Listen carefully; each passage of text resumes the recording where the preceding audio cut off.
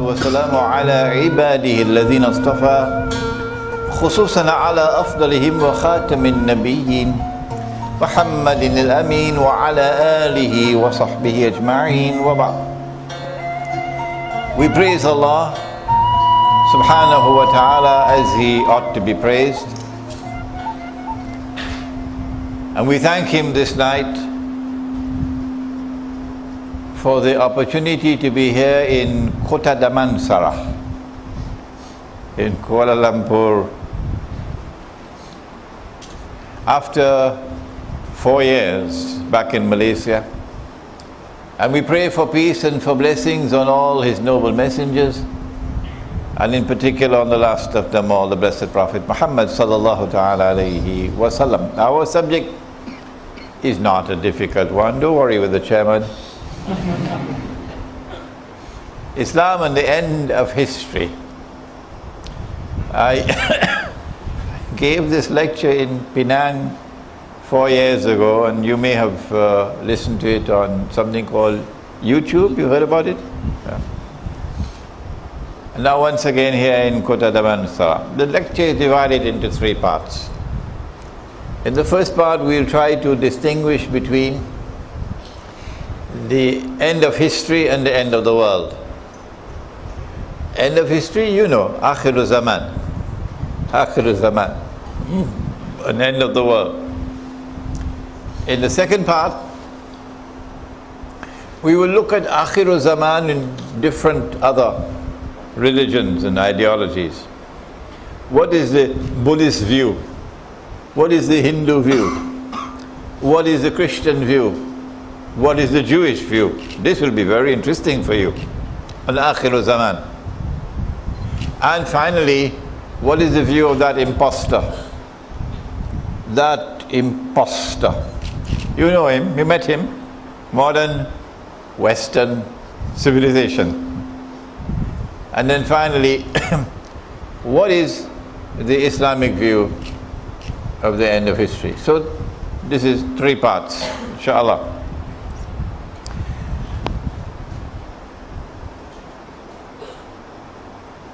The Quran tells us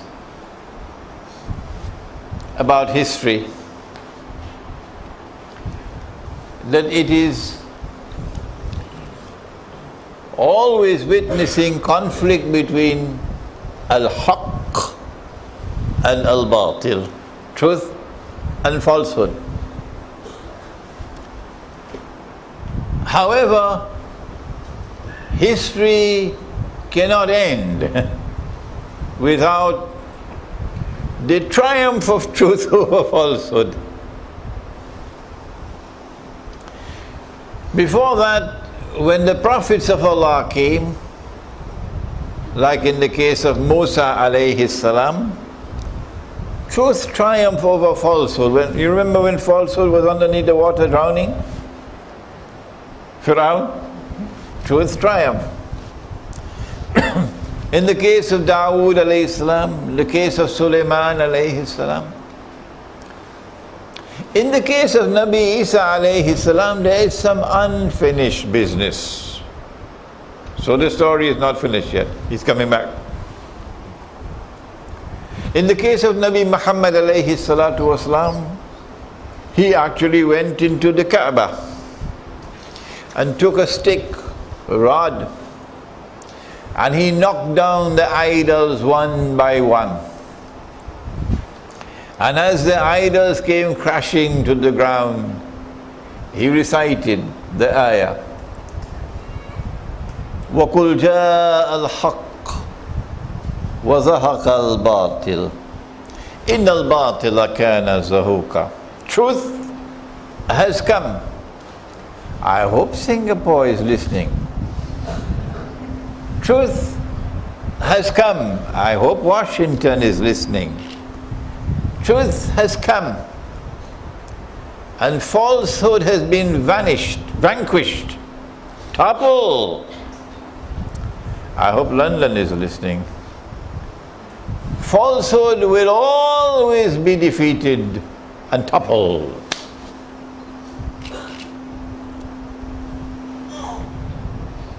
when the final moment comes in the historical process, at the end of history, Akhirul Zaman, then truth has to triumph over falsehood for the last time. And that will be the end of history. But that is not the end of the world. No, no, no. We don't know how long the world is going to last after that. Only Allah knows the end of the world.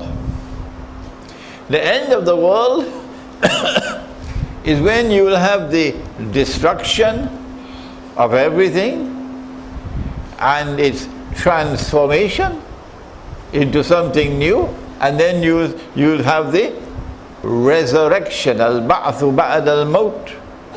That is the end of the world. So now that we have explained to you, it's quite simple, isn't it? The distinction between the end of history and the end of the world. We can now proceed to the second part of the lecture.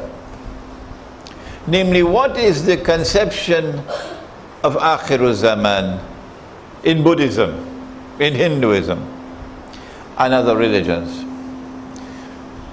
When I was 29 years of age, I wrote my first book entitled Islam and Buddhism in the Modern World. And we have some copies of that book with us here tonight. The Buddhists rejected the Hindu caste system. The Buddhists rejected the worship of all the gods and goddesses of Hinduism. But Buddhism accepted the Hindu belief in reincarnation, that you die and you're born again. Well, the US dollar is dying now. I don't think it's going to be reborn.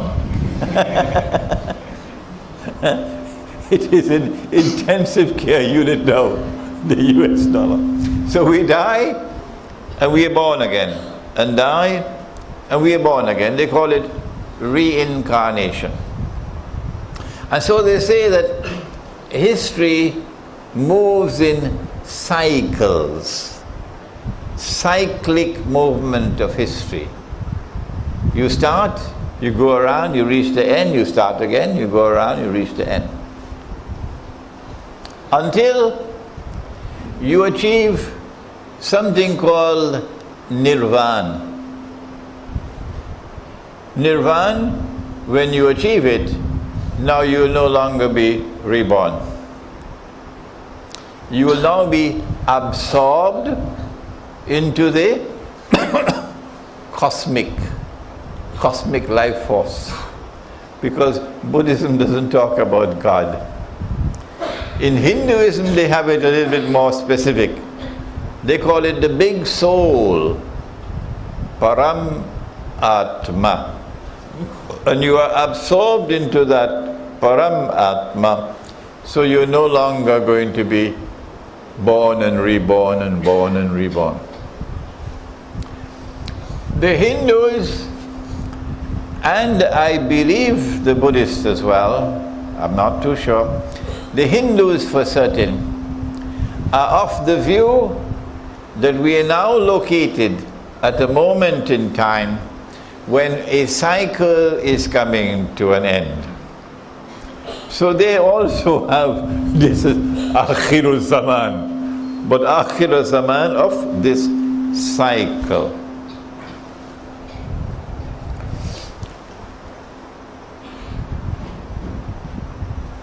The Christian belief is that God incarnated, took human form, and came and lived on earth in the person of Nabi Isa alayhi salam, Jesus. And so when God lived on earth, that for them was the golden age. They still consider it to be the golden age, even though they believe that he was crucified. He was crucified, and yet the golden age. They believe that history has moved in a linear, straight line, linear direction, but constantly downhill, going down, going down, going down. Until that time comes when Jesus is to come back. And when he comes back, then truth in Christianity, or the Christian claim to truth, would be validated. So they're waiting for Jesus to come back.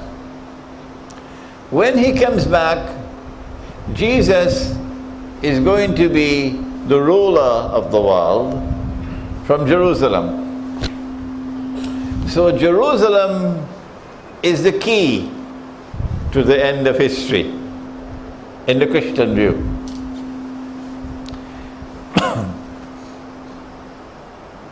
The Jewish view is that the golden age was when Nabi Dawood and Nabi Sulaiman alayhim salam established the holy state of Israel in the Holy Land. And that holy Israel was the ruling state in the world. And so the Jews ruled the world. And truth in Judaism was triumphant in the world. That was the golden age. The Jews believe that because of their violation of the covenant with Allah, that Allah punished them. They accept that. And so they were exiled from the Holy Land. The Jews believe that Allah has made a promise to them, that He's going to send to them one who will be known as Al-Masih, the Messiah. And when He comes, He will bring back the golden age. And Israel will rule the world one more time. And that golden age would validate the Jewish claim to truth. So history would end with truth in Judaism triumphant in the world. The Christians and the Jews both have the belief that the Messiah will come to Jerusalem. And from Jerusalem He'll rule the world. But in the Christian view, the Messiah is Nabi Isa alayhi salam. In the Jewish view, no, they don't accept that. They reject Him. They say about Him, وَنَعُوذُ بِاللَّهِ مِنْ هَذَا, He's a bastard. And a bastard cannot be the Messiah. No, because his mother was not married. وَبِكُفْرِهِمْ وَقَوْلِهِمْ عَلَى مَرْيَمَ بُهْتَانًا عَظِيمًا, says Allah in the Quran in Surah An-Nisa, that this was an act of kufr on their part, to hurl this slander at the fair name of Maryam alayhi salam. And they said He could not be the Messiah for a second reason. Oh, we saw Him die. He died before our very eyes. He never ruled the world. And so he could not have been the Messiah. And so the Jews are waiting for a Messiah to come. And they know that Allah is not like Washington. When Allah gives His word, He keeps His word. Huh? The Christian view is that the return of Jesus is close. Close. And so they are living in Akhiru Zaman. The Jewish view is that the advent of the Messiah that they're waiting on is close. Close. So they believe that they are in Akhiru Zaman. Huh?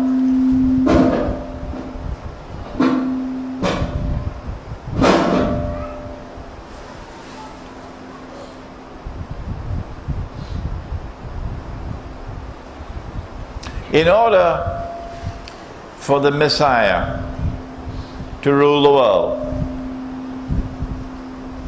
from Jerusalem, the state of Israel has to be restored. In order for a state of Israel to be restored, and for Jews to return to reclaim the Holy Land as their own, the Holy Land has to be liberated, because it's under Muslim rule. Okay, now we can understand.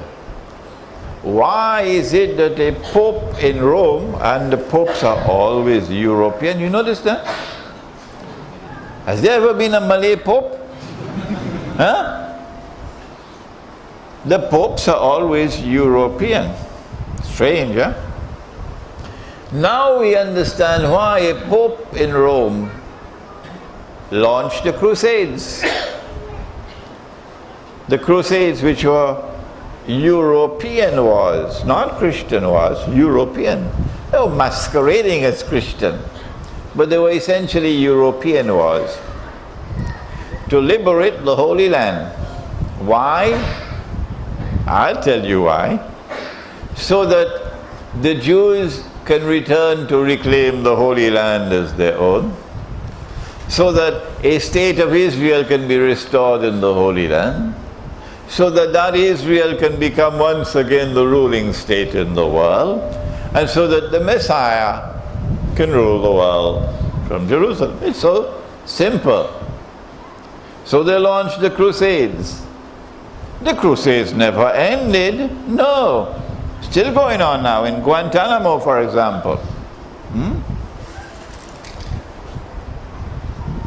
Well, in 1917, something happened. That European world, which had launched the Crusades, finally succeeded in defeating the Ottoman Islamic Empire and taking Jerusalem, 1917. And then between 1917 and 1948, they brought back the Jews to the Holy Land to reclaim it as their own. This is Banu Israel. And in 1948, they restored a state of Israel in the Holy Land. The Christian world was watching. The Jewish world was watching. That these events indicate that we are in Akhiru Zaman. And then the state of Israel grows and grows and grows until it becomes a superpower. We are in Akhiru Zaman for the Christian and for the Jew. And so the Messiah must be around the corner. Around the corner meaning close. So both the Christian and the Jewish view coincide now, except that the Christians say that the Messiah is coming back, whereas the Jew says, no, that's not the Messiah, the true Messiah is coming. And when he comes, he's going to rule the world from Jerusalem. And he's going to validate our Jewish claim to truth. There are many Jews who are going to be listening to this lecture. Many Jews. They like to listen to me, you know. There are many Jews who are going to be listening to this lecture of mine. And so I want to explain with clarity and briefly. In order for the Messiah to rule the world from Jerusalem and to convince the Jews that he is indeed the Messiah, then there are some things that must occur in Akhirul Zaman, in addition to what has already occurred. We have mentioned in previous lectures two things. Tonight we'll mention a third. For example, we said that in the Torah someone did some rewriting. And if you want to study that subject of the rewriting of the Torah, you can look at my book entitled The Religion of Abraham and the State of Israel, a View from the Quran, which is outside. It's not big, it's small. Or a better book would be Richard Friedman's book, Who Wrote the Bible. When you come to listen to my lectures, you must bring your notebook and pen. I don't see your notebooks and pens. Who Wrote the Bible by Richard Friedman. Try to get that book and read it. He was an eminent American historian of the Bible. And his research in the Bible, his research on the Bible coincides with what Allah says in the Quran. When they rewrote the Bible, they put into the Bible, in the Torah, that the Holy Land extends from the river of Egypt, which is the Nile, to the river Euphrates, which is a lie. It's false. But it's there. So in order for the Messiah to rule the world from the Holy Land, Israel has to extend its territory and enlarge its territory to encompass the territory from the river Nile to the river Euphrates. So Israel has to wage big wars to do that. You can't go home and eat roti canai and go to sleep and expect that the state of Israel will expand. Got to wage big wars. But Israel does not want to wage those big wars and appear to the world as an aggressor. So it will be convenient if the Muslims can rise up, and topple Hosni Mubarak. Rise up and topple this fella in Tunisia. Rise up and topple the fella in Yemen and so on. So that the world will see Islam rising. And then elections in Egypt and an Islamic government comes to power in Egypt. So that Israel can say, Islam is now threatening Israel. And Islam is now menacing the world. So when Israel wages a big wars, it would appear as though Israel is merely defending herself and saving mankind from Islam. See? Those big wars are coming. It should not be more than a year or two from now. When you see those big wars, you know, here is concrete evidence of Akhirul Zaman. Secondly, Israel cannot rule the world, and the Messiah cannot say, I am the Messiah from Jerusalem, if you're still using this bogus and fraudulent and utterly haram paper currency. Every Jew knows that that is haram. Every Jew knows that real money is gold and silver coins. Every Jew knows that. The gold dinar and silver dirham. And the temple in Jerusalem used to mint its own coins. Every Jew knows that. Because they did not accept the Roman money because of the head on it. Graven image. So Israel has to bring back gold and silver coins as money. And therefore the Western world is going to bring back gold and silver coins as money. We are passing now the stage of paper currency, and we've already moved into the world of electronic money, and the paper money is going down.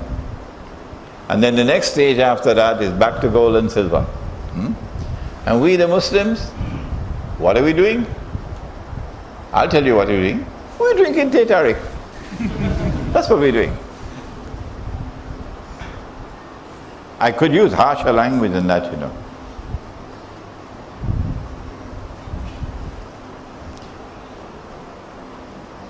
Israel has to do one more thing. So when you see the gold and silver coins coming back as money amongst the enemies, you know it's Akhiru Zaman. One more thing and we stop for the Azan.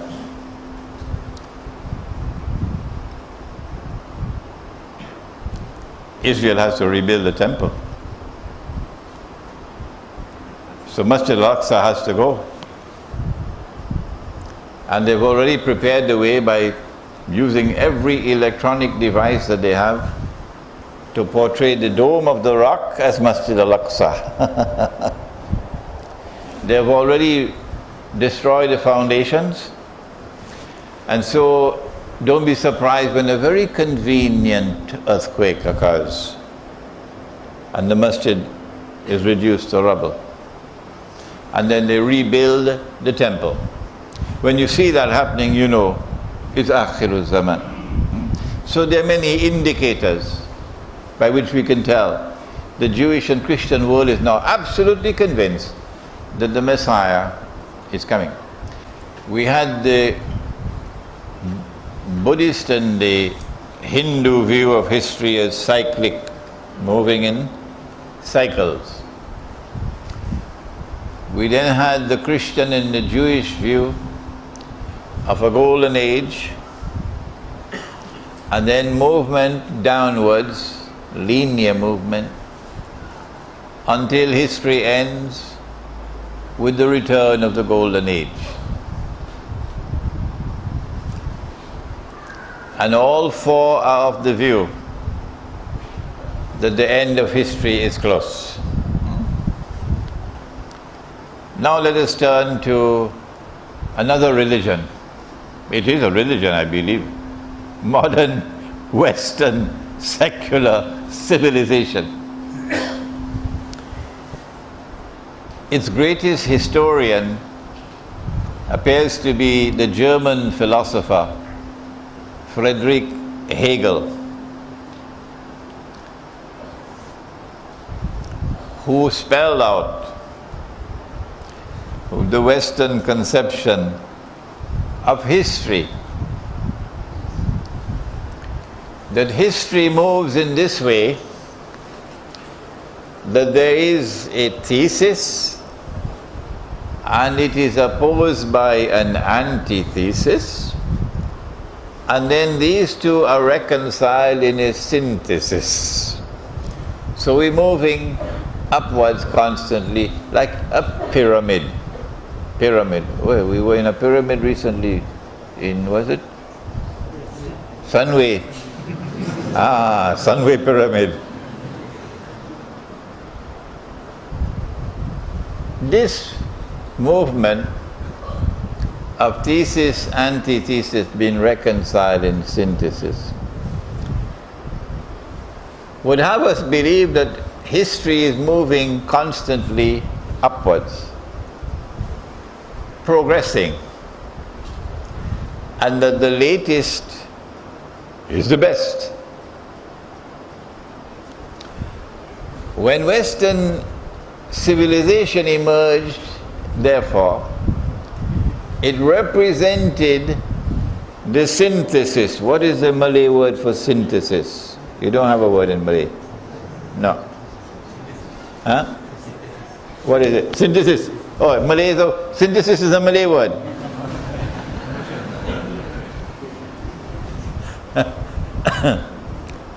Western civilization represents the synthesis of all that came before. everything that came before, including Islamic civilization, have now been surpassed, superseded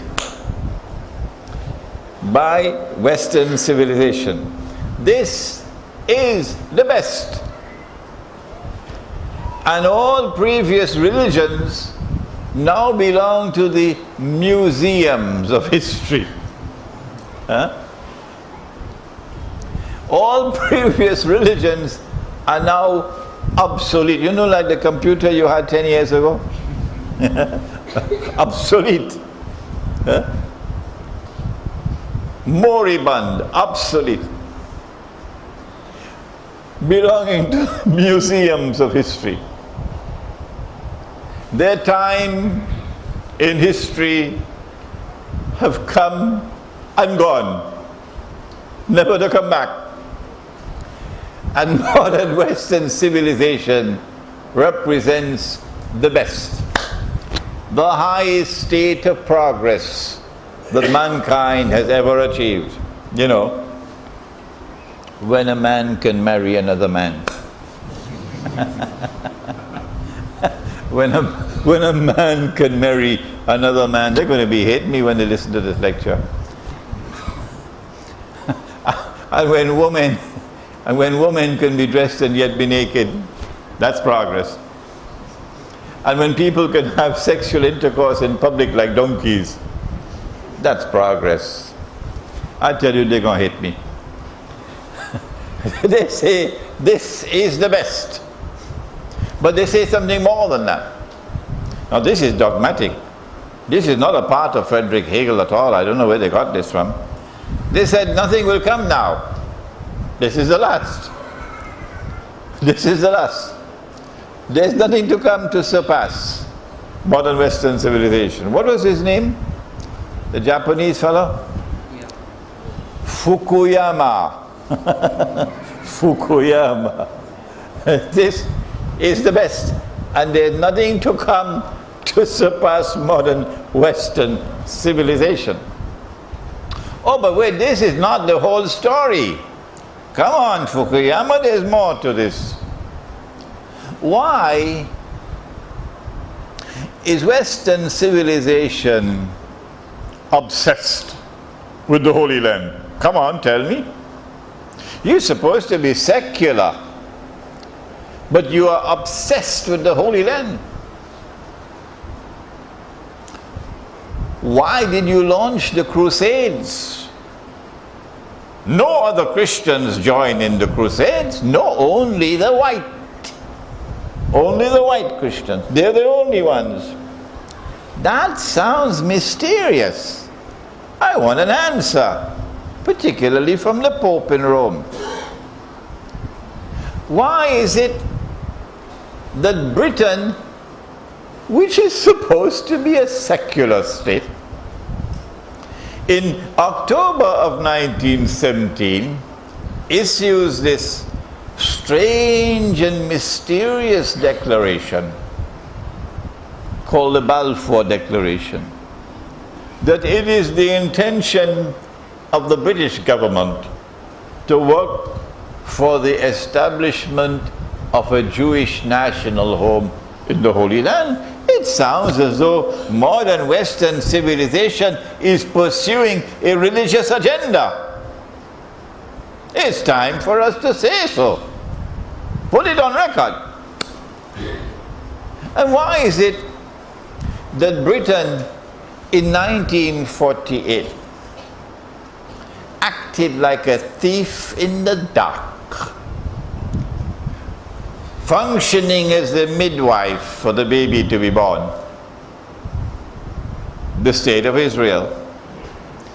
The British are very particular about law and transfer of power. You know, midnight and the flag and all the drums and song. The transfer of power is part of the pageantry of Britain when they decolonize, and a constitution and so on. But for Israel, they didn't do that. There was no legal transfer of power for Israel to be born. No, Britain, you left like a thief in the dark. Why? Is it because this Israel must have credentials as Holy Israel? It seems as though modern Western civilization is pursuing a religious agenda. Why does Britain maintain such a strong, close relationship with Israel? Sending spies into the Muslim world, Lawrence of Arabia, all the others, to wreak havoc amongst Muslims for Israel's sake. And then when Pax Americana took over from Pax Britannica, do you have any tools of political analysis to explain to me why does the United States of America have this strange and mysterious obsession with Israel, protecting Israel, with countless vetoes in the Security Council of the United Nations? Why is there this massive transfer of wealth to Israel? Why is there this massive transfer of military technology to Israel? Why? It seems as though the United States has a religious agenda as well, that they want Israel to become the ruling state in the world. And those who control power in the United States know that the time has now come for the United States to bow so Israel can stand. And therefore the US dollar has to collapse, the American economy has to collapse. So it'll be very convenient for us now to make sure we put a black man as president. So he'll be the fall guy. I hope Barack Obama listens to this lecture. Is it that modern Western civilization is led by people who are themselves pursuing a religious agenda connected with Akhiru Zaman? Is it? Yes, it is. And now we come to the Islamic view of the end of history. Nabi Muhammad alayhi salatu wasalam told us that Allah subhanahu wa ta'ala created a being and programmed that being to function as someone who would impersonate the true Messiah. And he called him Al-Masih Ad-Dajjal. Al-Masih Ad-Dajjal. And so Dajjal will one day appear as a human being. I believe that's not too far from now.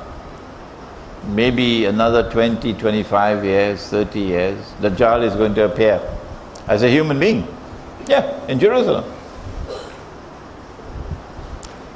In order for Dajjal to convince the Jews that he is the Messiah they're waiting on, okay, he has to liberate the Holy Land. He has to bring the Jews back to the Holy Land to reclaim it as their own. He has to restore a state of Israel in the Holy Land. Oh, but he's already done all of that. How did he do it? The Quran tells us that Allah created human beings from Banu Adam. Human beings.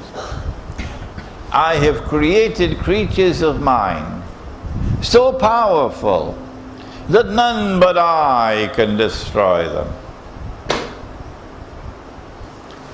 Therefore, I want to suggest to you that Gog and Magog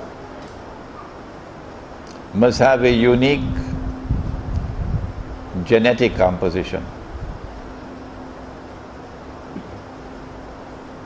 The Ashkenazi Jews, the European Jews, have precisely that unique genetic composition different from all the rest of mankind. They suffer from diseases no other human being suffer from. And this is medically proven. Gog and Magog are in the Quran. And with their power, which cannot be destroyed except by Allah, with their power they unleash upon the world fasad. Fasad is criminal conduct, not just sinful conduct, criminal conduct, which is so abhorrent that Allah has reserved the worst punishment of all for fasad among the hudud. For fasad you begin with banishment, but you know where you end? The worst one? You cut off the hand and the feet on opposites. This is the Quran. This is the Quran. You cut off the hand and feet on opposite sides and crucify them. Allah has commanded that in the Quran for fasad. And Gog and Magog, inna ya'juja wa ma'juja mufsiduna fil ard. Which surah? Suratul Kahfi. Suratul Kahf of the Quran. One of the last books I have written is an Islamic view of Gog and Magog in the modern world, and we have that book outside. And so Dajjal uses Gog and Magog to do this work, to wage the crusades, to liberate the Holy Land, to bring the Jews back to the Holy Land, to restore the state of Israel. He uses Gog and Magog.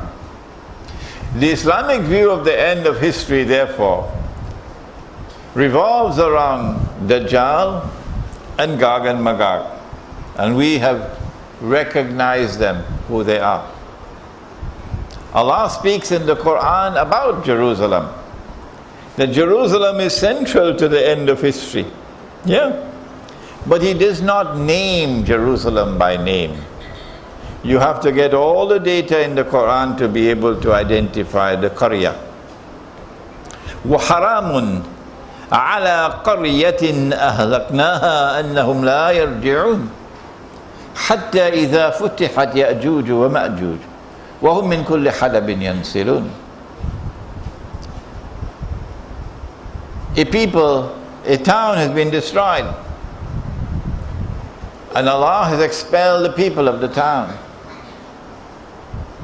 And He put a ban on them that they can never return. Until Gog and Magog are released, Ya'juj and Ma'juj. And not only are they released, but they spread out in all directions, and therefore with their power, which you cannot break, they control the world. They control the world. So history ends with Dajjal as the mastermind in the world, and Gog and Magog doing the groundwork. The view of Islam, however, is that when Israel becomes the successor to the United States, Pax Judaica replaces Pax Americana, and I wrote this book 10 years ago, Jerusalem in the Quran, 10 years ago, in which we said a day like a year, Dajjal's Yawmun Kasana was Pax Britannica. It produced Pax Britannica. A day like a month, Yawmun Kashahr, gave us Pax Americana. And then finally a day like a week, Yawmun Kajum'a, will give us Pax Judaica. That Israel is going to replace the United States as the next ruling state in the world. 15 years ago when we said this, they were laughing at us. They're not laughing anymore now. No. Israel is about to launch her wars. But Israel cannot launch those wars until she has a justification, therefore the Arab uprisings. And Israel has to remove that threat from Pakistan. Pakistan, nuclear weapons and nuclear plants have to go, and Iran's nuclear plants have to go, because they pose a threat to Israel. And so when you see Pax Judaica replacing Pax Americana, we know we are in Akhiru Zaman. And very soon, Dajjal is going to appear in person, ruling the world from Jerusalem and declaring that I am the Messiah. However, this is not the end of history. The Jews will say this is the end of history. And history is ending with a spectacular validation of the Jewish claim to truth. 25 years from now. The Christians are going to wake up and rub their eyes, the ones who are deceived by Europe, and they say, but wait a minute, this fella there in Jerusalem who says he's the Messiah, boy, he is not the son of Mary. Huh? The Messiah who is to come back is the son of Mary. This fella is not the son of Mary. This is not Jesus. It seems as though we were taken for a ride. Are we telling them that now if they're listening to the lecture? You've been taken for a ride. This is not the Messiah. This is Dajjal, the false Messiah. And this is not the end of history. The Jews are celebrating, but this is not the end of history. History will now end when the true Messiah comes back. Nabi Muhammad alayhi salatu wasalam said that he will come down from the sky with his hands resting on the wings of two angels. He's going to come down in a masjid in Damascus. And I had some problems with this hadith, I have to confess. I said, why Damascus? He went up in Jerusalem, so why is he coming back in Damascus? You know how I like to ask questions. So I lived with this problem for some time until I realized, oh, wait a minute. The first time he came, Allah raised a man, Yahya alayhi salam, John the Baptist. And it was Yahya alayhi salam, John the Baptist, who pointed and said, here he is. This is the man you've been waiting for. This is the Messiah. Positive identification. And so when he's to come back, he comes back again where John the Baptist is, because his head is buried in Damascus, in Masjid al-Umawi. So now I realize why he has to come back to Damascus or not to Jerusalem. When he comes back, he's going to kill Dajjal. And after he kills Dajjal, then Allah will send فَبَعَثَ اللَّهُ. Allah will send. It does not say Allah will release. No. It does not say that Allah will release. No. It says that Allah will send Gog and Magog.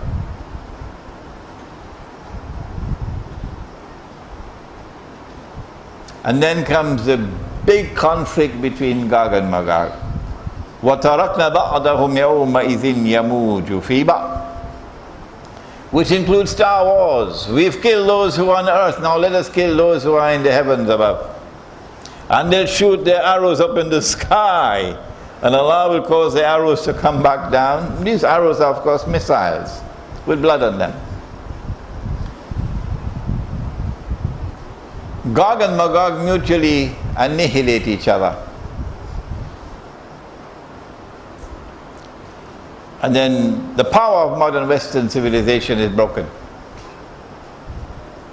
And Israel is now defenseless. I hope Israel is listening. Israel is now defenseless. It is then that the Muslim army will come out of Khorasan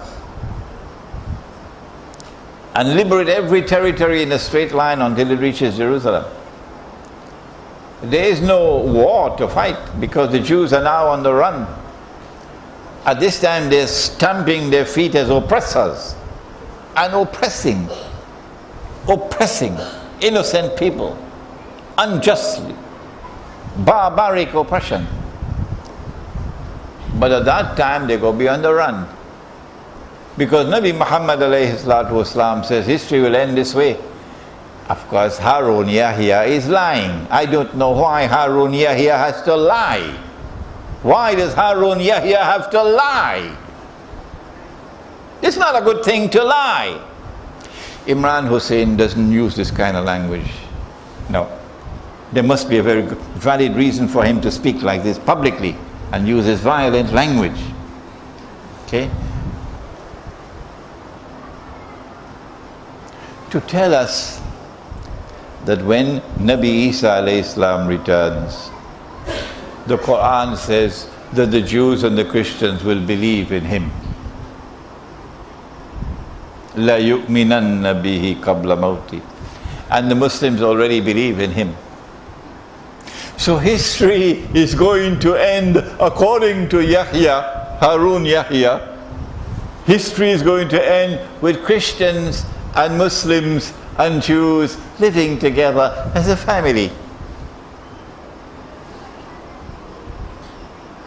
And since that is the way history is going to end, why don't you live like that now? In other words, why don't you embrace Israel? Looks to me as though the Israeli Mossad scripted that. It looks to me like that. I hope they're listening. That's false, Harun Yahya. Let us tell you the truth, Harun Yahya. Whoever you are, Harun Yahya, hiding behind a pen name. Islamic scholarship doesn't hide behind any pen names. In Islam, when you publish something, you give your name, so you can be held accountable for what you say or what you write. We don't hide behind pen names, not in Islam. When Pharaoh was drowning, he suddenly realized that he was not God, because he's dying. And then he declared his faith in the God of Banu Israel. But Allah responded and said, Al-an waqad asayta qabl. Now, Pharaoh, and before this you were in obstinate rejection, wa kunta min al-mufsidin, and you were committing fasad, you were oppressing the people. فَالْيَوْمَ نُنَجِّيكَ بِبَدَنِكَ. This day we have decided to preserve your physical body. لِتَكُونَ لِمَنْ خَلْفَكَ آيَةً. That your physical body, when it is rediscovered, would function as a sign for a people to come after you. Would function as a sign for a people to come after you. وَإِنَّ كَثِيرًا مِنَ النَّاسِ عَنْ آيَاتِنَا لَغَافِلُونَ. But most people are too busy, so much traffic in KL, too busy to ponder and reflect over the signs of Allah. The body of Pharaoh was discovered. I think it was 1897, somewhere around there, but in the same year that the Zionist movement was established. The link is there. Who are the people to come after you, and what is the warning for them? What is the sign? The sign is this: that there are a people to come after you who will live the way you lived, and who will die the way you died. Meaning, at the last moment, when Nabi Isa alayhi salam arrives, now the veils are removed from their eyes, and they cannot anymore reject him as the Messiah. Now they are forced to accept him. But acceptance and belief at this time for Pharaoh did no good to him, into the hellfire.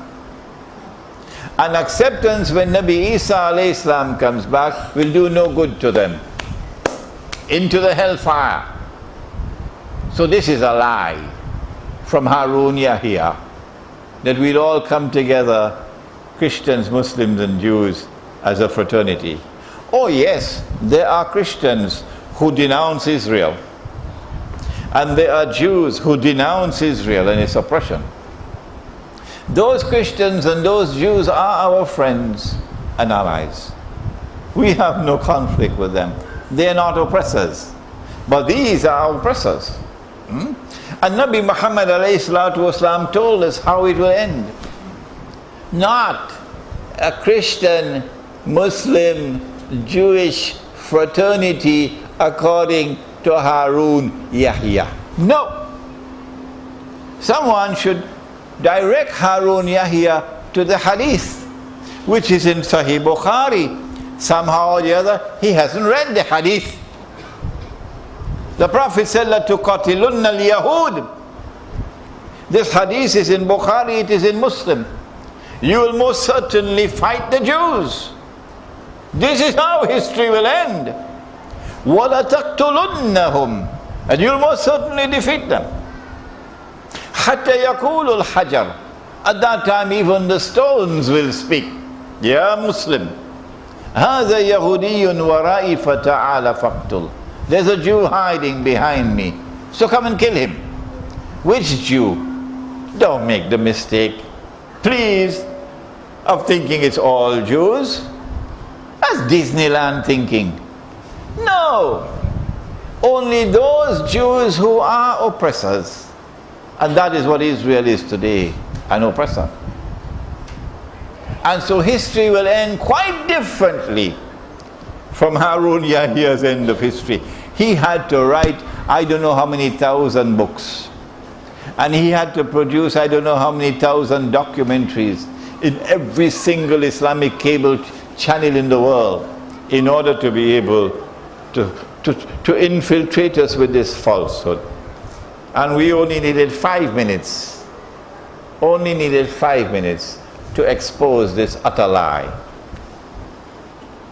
And so history ends with the destruction of the state of Israel, the impostor, with the destruction of Dajjal and of Gog and Magog, the liberation of the Holy Land. And now the truth is triumphant. And the truth which came from Nabi Muhammad alayhi salatu wasalam, which came in the Quran, that truth is validated. That truth is validated.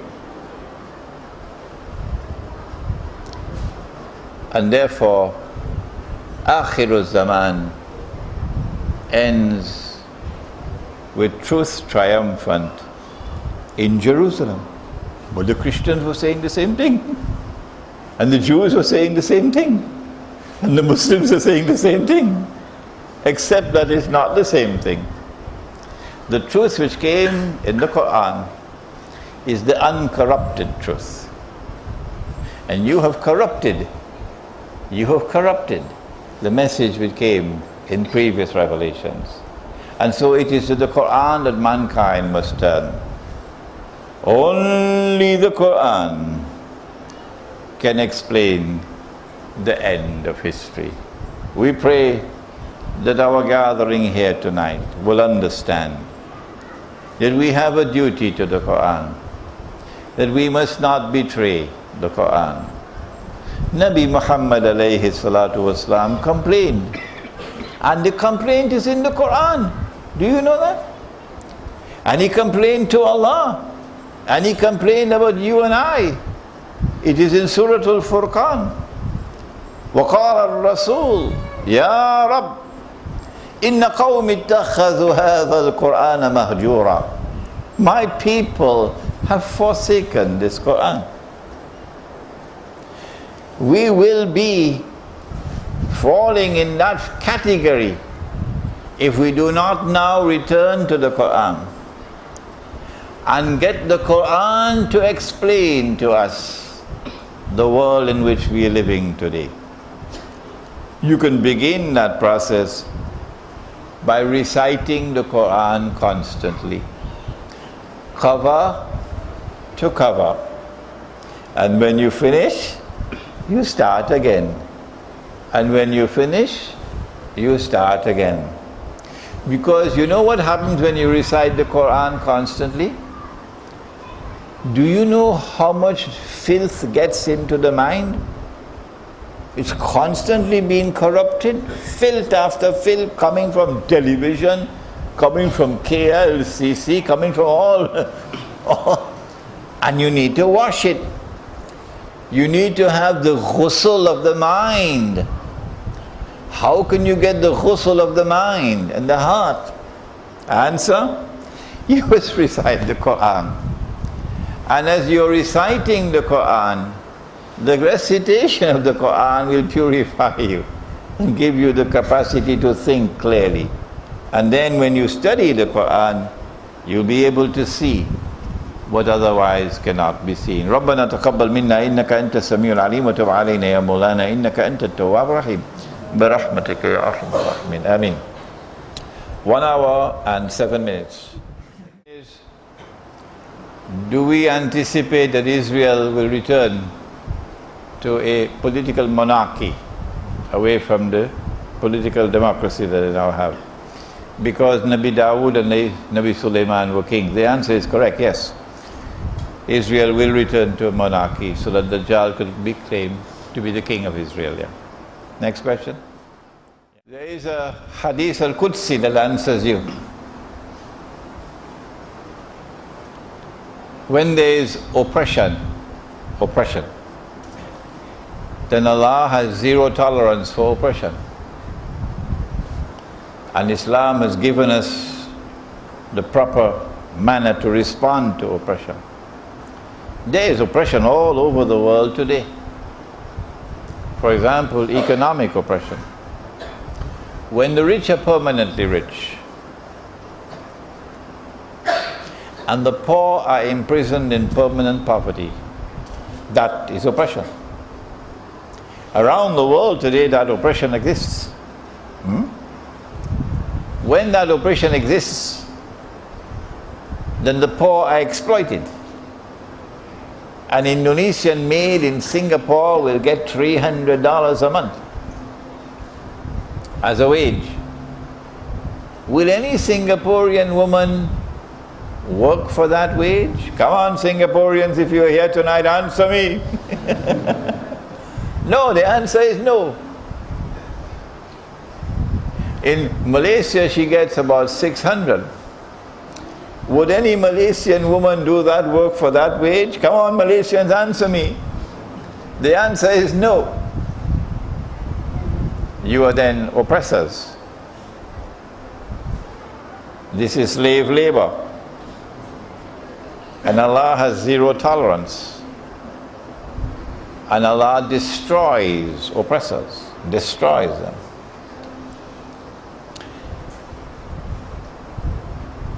And history is going to end with the destruction of every town and every city. Did you know that? In Surah Al Isra of the Quran, Allah says, but you'll only understand this verse when you study Islamic eschatology, Akhiru Zaman. وَإِن مِّن قَرْيَةٍ إِلَّا نَحْنُ مُهْلِكُوهَا قَبْلَ يَوْمِ الْقِيَامَةِ أَوْ مُعَذِّبُوهَا عَذَابًا كَبِيرًا شَدِيدًا وَإِن مِّن قَرْيَةٍ إِلَّا نَحْنُ مُهْلِكُوهَا قَبْلَ يَوْمِ الْقِيَامَةِ أَوْ مُعَذِّبُوهَا عَذَابًا شَدِيدًا كَانَ ذَلِكَ فِي الْكِتَابِ مَسْطُورًا. And not a single town and city will escape, says the Quran. All will be destroyed. All will be destroyed. Oppression. And those that escape destruction, Allah will punish them with terrible punishment. Well, what about you if you are in the city and there is oppression? But you are in the masjid in Jama'ah 5 times a day. And you constantly reciting the Quran, mashallah, mashallah. And you giving in charity, mashallah. But you're not making an effort to respond to oppression. What is the response? The Prophet said, Man ra'a munkaran falyughayyirhu biyadi. You must first attempt with your hand to change it. Wa illam yastati fa bi lisani. If you cannot change it with your hand, you must speak out against it. Let it be recorded. And if you cannot, then you must condemn it in your heart. But that is the weakest form of faith. Now we come to the Hadith al-Qudsi. This, Allah subhanahu wa ta'ala instructs Jibreel alayhi salam to destroy a town. Oppression could be one of the reasons for destruction. And Jibreel alayhi salam then points out to Allah that in that town there is your servant who is constantly in ibadah. What shall we do with him? Allah said, destroy him and destroy the town. The Hadith al-Qudsi indicating that if you are living in a world of oppression all around you, you cannot change it with your hand, you cannot change it with your tongue. The true Muslim would get out because he knows that Allah's destruction is coming. The true Muslim will follow Surah Al-Kahfi. The young men stood up and denounced the shirk, and then they were targeted, and the young men left, they withdrew, they disconnected, and they went to the cave. And Allah recognized these are the true Muslims, and Allah protected them, as Allah will protect the true Muslims tomorrow. Knocking at the door of 70 years of age, a few months from now, if I live. But I really don't know what's an Islamic State, never heard about it. I don't know. I never saw this term in the Quran. I never saw this term in the Hadith. I don't find this term in our Kitab of Siyar. Islamic State? Where did this term come from? It dropped out of the sky? I know about Khilafah. I know about Khilafah. But you're going to have to ask somebody else who's done his PhD in Islamic State to answer you on Islamic State. Khilafah is coming back. كيف أنتم إذا نزل عليكم مريم وإمامكم منكم, said Nabi Muhammad alayhi salatu wasalam, Sahih Bukhari, the Imam being Imam al-Mahdi. The Khilafah state recognizes Allah as Al-Malik, the sovereign. The modern secular state all around the world today says Allah is not Al-Malik. The state is Al-Malik. Sovereignty is in the state. That is shirk. That is shirk. If you don't believe me, wait until you get in your grave. Yes. The Khilafah state recognizes Allah as Al-Akbar. The modern secular state says no. The state has supreme authority. The Security Council of the United Nations has supreme authority, not Allah. That is shirk. The Khilafah state says Allah is Al-Hakam, the supreme lawgiver. His law is the supreme law. The modern secular state, which came from those fellows in Europe, you know who, it says that no, Allah is not Al-Hakam. The supreme law is the law of the state. That is shirk. You don't believe me? Well, wait until you reach your grave.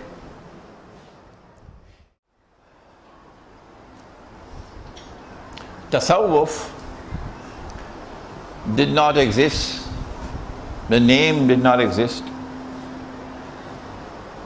There was another name that came down from Allah. And I like that name, the one that is in the Quran and in the Sunnah. What is it? Al-Ihsan. The angel asked, what is Al-Ihsan? And the Nabi replied and he said, أَن تَعْبُدَ اللَّهَ كَأَنَّكَ تَرَاهُ فَإِن لَمْ تَكُنْ تَرَاهُ فَإِنَّهُ يَرَاكَ. This is Al-Ihsan. There was no need to invent a new word. Tasawwuf. No need for that. Because you invented a new word, you give me plenty headaches. I wish you'd never done it. Al-Ihsan is to worship Allah as though you're seeing Him with your internal eye, because these eyes can't see Allah. So al-ihsan is the spirituality, Islamic spirituality, to be able to see with the internal eye that worships Allah. If you cannot see with that internal eye, you know what Allah says about you? The language is harsh in the Quran. He said they have eyes but they don't see. They have ears but they don't hear. They have hearts but they don't understand. They are just like cattle. What do you mean? I did my PhD from MIT and you say I'm cattle? Yes. If you are internally blind, this is tasawwuf. This is tasawwuf. But the people who call themselves Sufis today, I find that they are just as blind as all the rest. Because the bogus and the fraudulent and the haram paper currency is there, and they can't see that it is bogus and fraudulent and haram. Secondly, why the boxing gloves? Why? Can't you settle your differences in such a way that you maintain the fraternity of Islam? A simple thing to do, and I'm glad I got the chance to say it now. If Nabi Muhammad alayhi salatu wasalam returns today and notices how we perform salat. No. Before that, the wudu. The wudu. He saw a man performing wudu. And he asked him, what is the explanation, the justification for this israf? Man was using too much water. So the man said, O Messenger of Allah, I thought that there was no israf in wudu. Yes, said the Prophet, even if you have a running stream of water, even if you have a running stream of water, no israf. How much water? This hat is more than a mud of water. And the amount of water used in wudu is a mud. The first act of wudu is to lift the container and wash the left hand. Sorry, lift the container with the left hand and wash the right hand. That's the first act of wudu. And then you dip with the right hand, and this is a cup. And this is the amount of water to use in every act of wudu. And if there's any water left in the container, he would drink it, or the companions will ask for it and rub it. Today, we turn open the tap, full blast. You're washing your hands and the water is falling. You're making masa on your head and the water is falling. And if we collect all of that water, it might be 30, 40, 50 times what that man was doing. So if Nabi Muhammad alayhi salatu wasalam comes today, he get a very big surprise if he goes to make wudu. And then comes the salat. Everybody knows that when you make the salams, salat has ended. And when the salat has ended, it is private time, not public time anymore. Intensely private time. Because I don't know whether Allah accepted my salat. Sometimes I stand up and perform salat, and when I'm finished, He throws it back in my face. He throws the salat back in my face. So once the Imam says salams, I want to ask for istighfar. And I don't want you interrupting me. This is my right to be constantly asking for istighfar, begging Allah to accept my salat. And you going on with your tasbihat loudly. I want to recite Subhanallah, Alhamdulillah, Allahu Akbar myself, with my heart, privately. But you want me to do it publicly.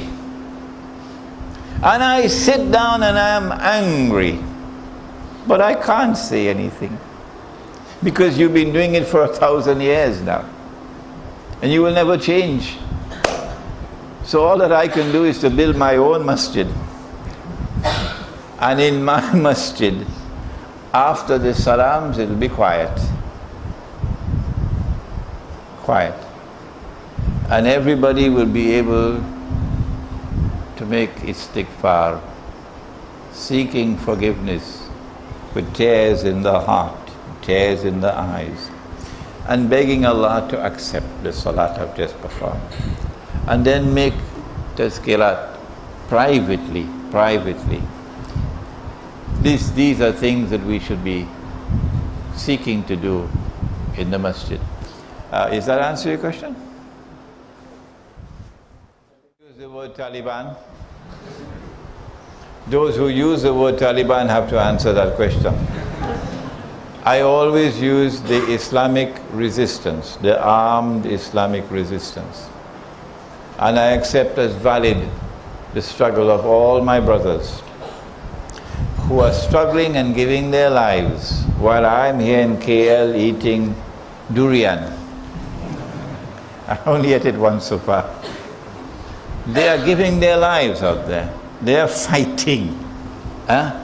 Why should I not accept the legitimacy of their armed struggle?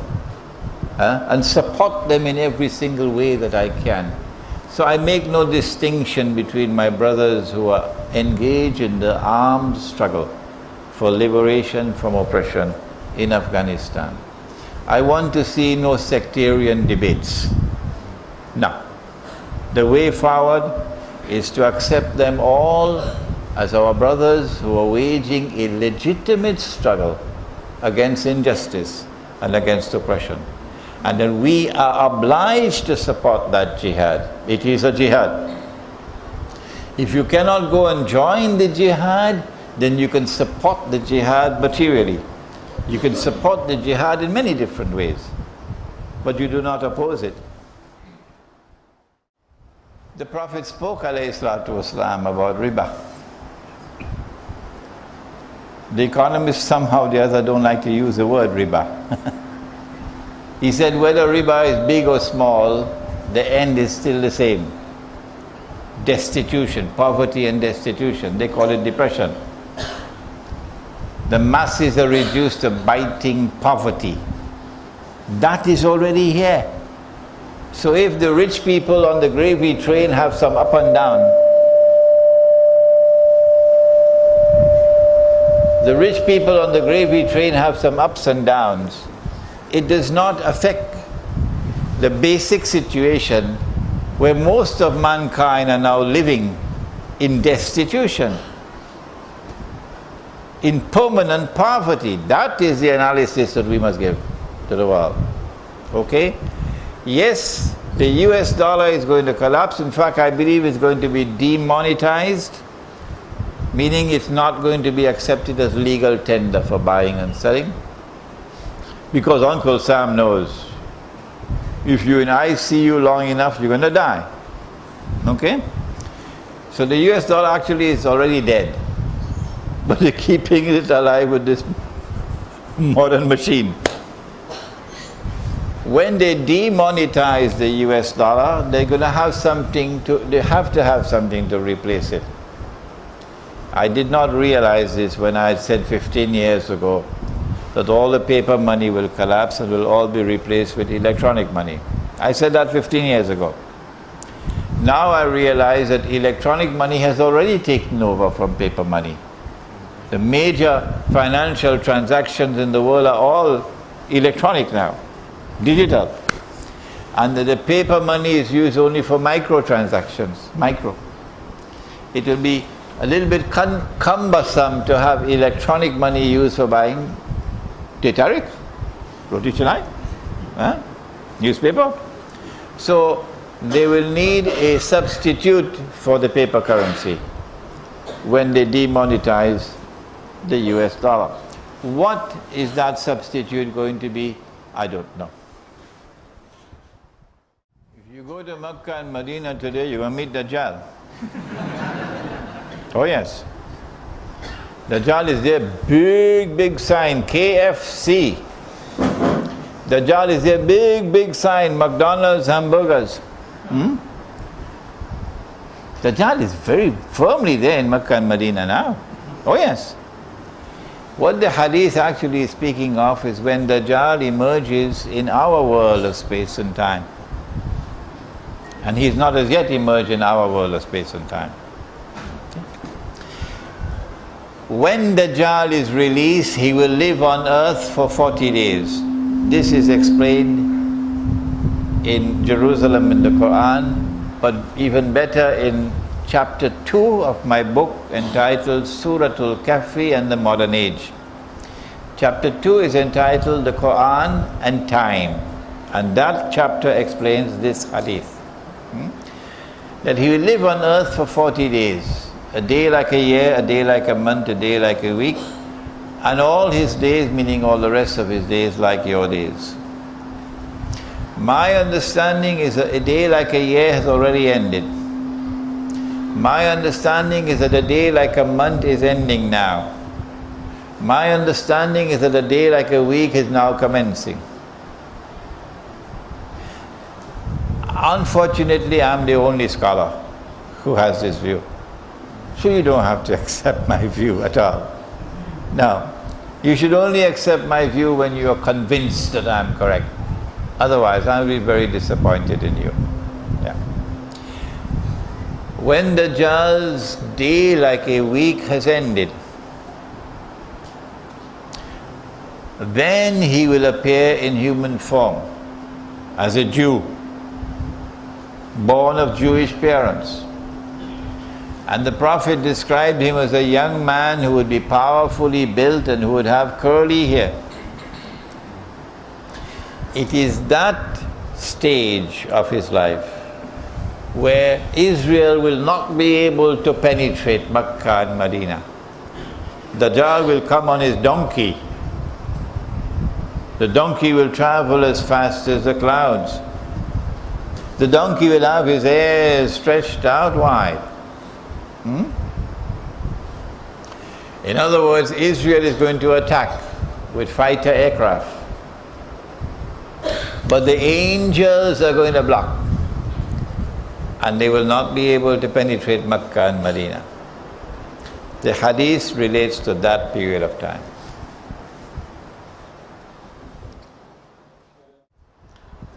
Dajjal will be followed by 70,000 Jews from Isfahan wearing their Persian shawls, says the hadith. In other words, there's going to be a very close connection between Iran and Dajjal. And support for Dajjal coming from Iran. Which is why we are almost certain that Israel will have to attack Iran. Yes. Not only for destroying the Iranian nuclear plants and so on, but overthrowing this government, which is most certainly supporting the Palestinian cause and opposing Israel. When this government, this regime in Iran is overthrown, as the regime of Mullah Omar in Afghanistan was overthrown, then you have a Karzai in Afghanistan, Karzai. So you'll have a Karzai in Iran tomorrow, not this government. That would be a militantly Shia government. This is not. From the time Iran is attacked and the government is toppled, they probably already have someone groomed to declare himself to be Imam al-Mahdi. I think the Mossad already chose a man already. And he's going to declare himself the Mahdi. It might even be Harun Yahya, the Mahdi.